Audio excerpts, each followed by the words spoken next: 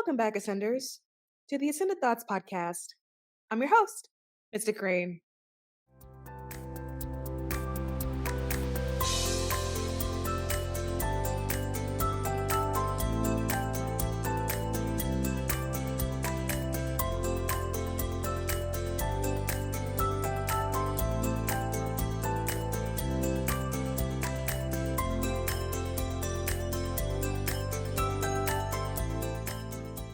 So I have been thinking about a way to sort of, I guess revamp the podcast, revamp the pod, because to be really honest with you, I'm a little bit bored.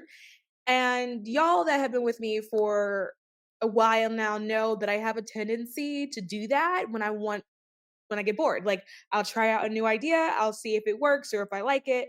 And then I may do it for a while. I may do it until I get bored. Some things stick, some things don't. But when it comes to this pod, like you guys really resonate with it. But one thing that I've noticed over my practice is that sometimes it's difficult to apply what I'm saying to like real world scenarios. Like you're like, I get what you're saying, Mr. Grain, in theory, but like, how do I apply that to my life? Do you have an example? And even in my coaching sessions with you guys, I find often that I have to stop and be like, hold on, let me give you an example of like what it is that I'm talking about and then bring it back into the real world.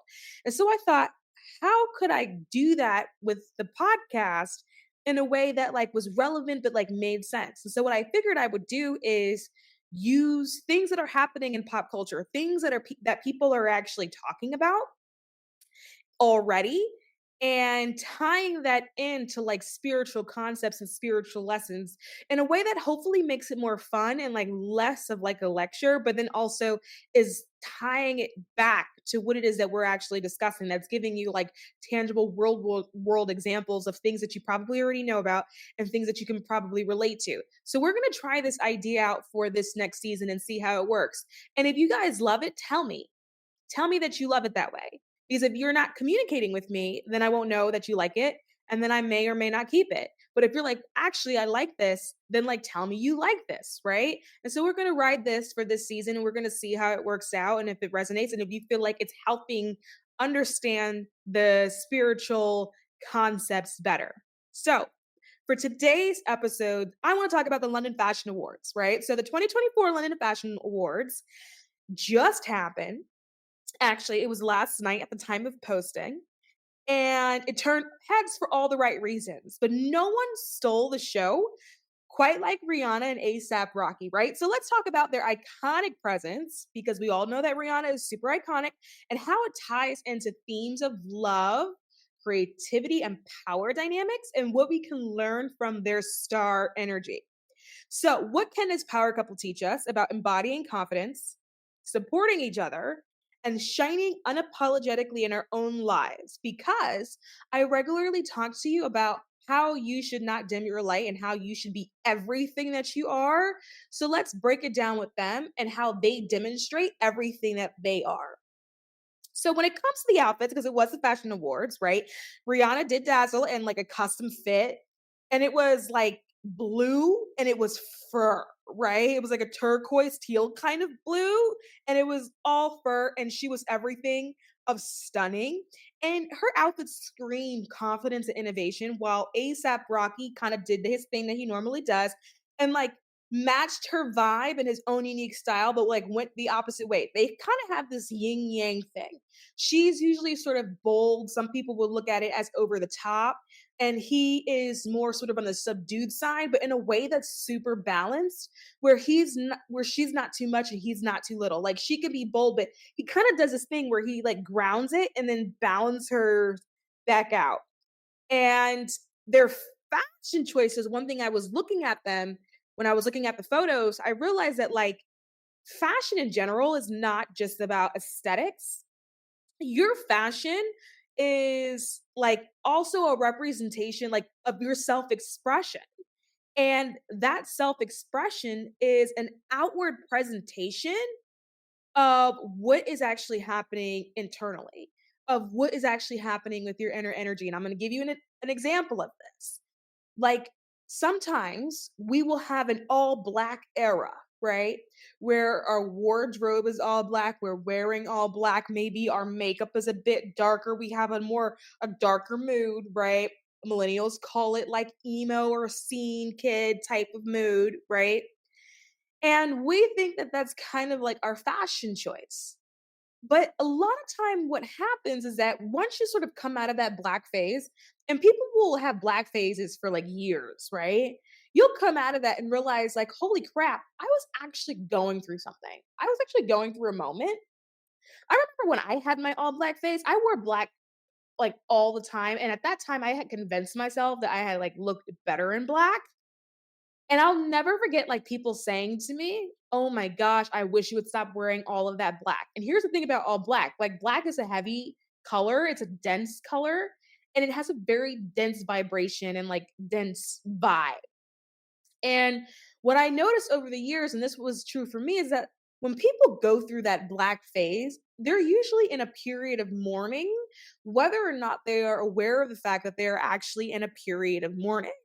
And so it could be a situation where like someone literally passed away and you are mourning that person. Maybe you went through a breakup and you are mourning the relationship, or maybe you're mourning a friendship. Maybe you had some kind of traumatic situation that happened to you. And so you're mourning, right? Like to go through black phases, typically something has happened that you're still in the process of processing or even trying to come to terms with, right? And that is also something that can apply towards any sort of style that people have. It's a form of self expression and it represents what's happening to you, like in an inner level. And so I would offer that, like, maybe you should take a look at that within yourself to see how it's reflecting back to you. What is the energy that you're actually giving out to the world? And is that energy that you're projecting into the world the way that you actually want people to receive you, right? There was another thing that I had noticed when it came to the fashion awards was that there was like a point, I believe, where like ASAP Rocky was seen fixing Rihanna's dress. And that's something that like seems so simple, but what stood out about that to me is that it's like a moment of care and a moment of teamwork. It's a moment of partnership where he is like lifting her up even when she is like in the spotlight, right? Because let's be real, like we know Rihanna and we know ASAP Rocky go together, but like who really is the baddest bitch of them all? Is it Rihanna or is it ASAP Rocky? Like, come on now, right? And so to see him do that, it's like lifting her up and like supporting her when she is in the spotlight. And so that got me thinking, especially when it comes to you guys, do you feel like you have support in your life that's like this, where there are people lifting you up? And I would go so far to say that the majority of you listening feel like you don't.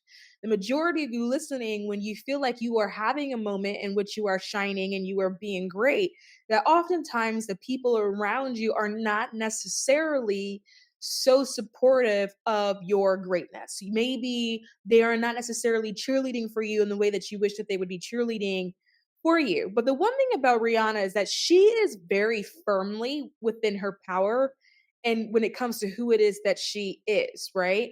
And so with her, you don't have an option other than to accept and to support her spotlight, her shine, her light, because she doesn't turn it off for you. A lot of people are in the habit of like having it spontaneously come on and then feeling rejected or unsupported and then dimming their light because they don't want to offend other people. And so with that, you don't grant other people the opportunity to get used to the vibration. And because they never get used to the vibration, they never learn how to show up for you while you're in that vibration because you keep turning it on and turning it off, right? Like, what about allowing yourself to like sit in that? Like sit in that power. Because again, like going back to the Rihanna situation, like her outfit, like it's not just clothes. She can wear that because she's confident, she's self-assured. And that self-assurance adds to this feeling of authenticity. And one thing about authenticity is that it is super magnetic. And when you are magnetic, not only do you attract people to you, you attract opportunities to you, you attract things to you. So for those of you that are in your manifestation journey and you feel like it's just not working, well, you're probably not in a place where you're attracting things to you because you're not being authentically you. How do you attract something to your vibration when you're not allowing yourself to sit in your vibration all of the time? You are trying to bring in all these things, yet you keep turning on, turning off, turning on, turning off, turning on, turning off your light. And then you're confused as to why your manifestation can't find you. It's because you're not allowing yourself to sit boldly, like in that power, to sit boldly in like what it is that you actually are. Whether or not it's a situation where you feel like maybe you sit more in the feminine and you're more sort of a flowy, like, I don't know, nurturing, creative kind of vibe, because I know a lot of the women, they want, they say to me that they want to be in their soft girl era. They don't want to be so hard. I mean, do what it is that you want. I'm not like, whatever, like live your best life, right? Or maybe you feel like you're more sort of grounded in the masculine energy where you're like more solid, more steady, regardless of where it is that you are, like own that, like unapologetically, like just be unapologetically who and what it is that you are. Be authentically you. Don't keep turning the light off because when you turn your light off, what you're doing is shutting down your energetic field. You turn it on and you turn it off, and then you turn it on and then you turn it off. And things that are meant for you are meant to match your field. And if you keep turning off your energetic field because you can't sit in your own spotlight because people around you are being mad, then not only are you're doing a disservice to yourself, you're doing a disservice to the people around you. You're not giving them or offering them the gift to get used to the beautiful vibration that really is. And honestly, like what a disservice that is. So think about what would inspire you to embody your most authentic self, right? Like tell me about it. Like I want to hear about it. And maybe like you sharing your story will help other people like tune into their own story and maybe share theirs as well. Like what would those changes actually need to be for you?